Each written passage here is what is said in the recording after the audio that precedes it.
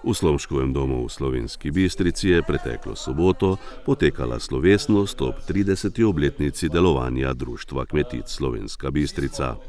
Na prireditvi so tudi uradno predstavili kuharsko knjigo Po kruhu zadiši, ko kuhaš naše jedi, ki so jo članice društva izdale o pomoči Ljudske univerze Slovenska Bistrica. Izdaja knjige je seveda super uspeh vseh nas, za kar se zahvaljujem vsem članicam, ki so sodelovali pri ustvarjanju naše knjige. Še posebej pa bi se zahvalila Srečku Rajku, naši mladi kac, direktorici Ljudske univerze gospe Brigiti Kruder in obema ustvarjalkama fotografij Petri Horebak in Tjaši Bergles.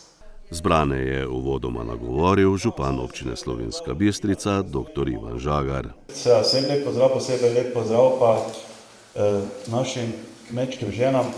Zdaj jaz sem prepričan skoraj, da so naše bistriške pare danes prazne, ker ste vse tu. Tako da tudi pol v tistem drugem delu bodite tako, kot je treba, da ne bi tu ostale, ker pol nekaj se bo zgodilo, zdaj še nekaj. Sicer tudi pozdravljam vse izdajo knjige, absolutno, na nek način razumem knjigo tudi poklon celovitemu delu, ki ga pač opravljate direktno, pa tudi posredno, se pravi poklon vsemu kmečkemu delu, vsemu tistemu, kar je s tem povezano, skrbi za gospodinjstva, ne nazadnje s tem tudi za ohranjanje našega podeželja. Po drugi strani pa seveda, kar se knjige tiče, tudi na nek način direktni prispevek. Res, ko ste že omenili številni recepti, ki so pomoč lahko pri kuhanju, govori pa še o čem drugem knjiga, se pravi govori o druženju, govori tudi o izobraževanju, govori tudi o ohranjanju kulinarične dediščine, tudi prepletene z novimi idejami. Verjetno govori tudi kaj o kakih potencialnih možnosti še recimo na polnilni dejavnosti, pa na področju turizma, pa verjetno bi še lahko naštevali. No, jaz upam tudi to, da boste tudi to knjigo temeljito, pa predvsem to, kar je povezano s tistim delom, kar iz knjige predstavlja mlajšim generacijam, mogoče bi lahko tudi bila tu kakšna ideja te stvari predstaviti tudi po naših šolah. Vabilo na prireditev se je odzval tudi Peter Pribožič iz Kmetijsko-gozdarskega zavoda Ptuj.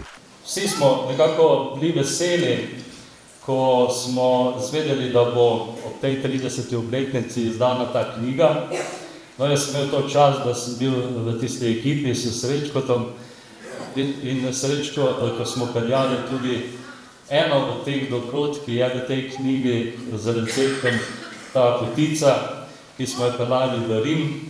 In ena od knjig je tudi Srečko tam izročil generalu, svetovnem voditelju teh patrov in voditelj, ki pa so bili tista vez, da smo potico Srečko peljali v Vatikan in izročili to v veleposlaništvu Republike Slovenije, da so potem oni to odpeljali v sam Vatikan, v samo kurijo papeža Frančiška.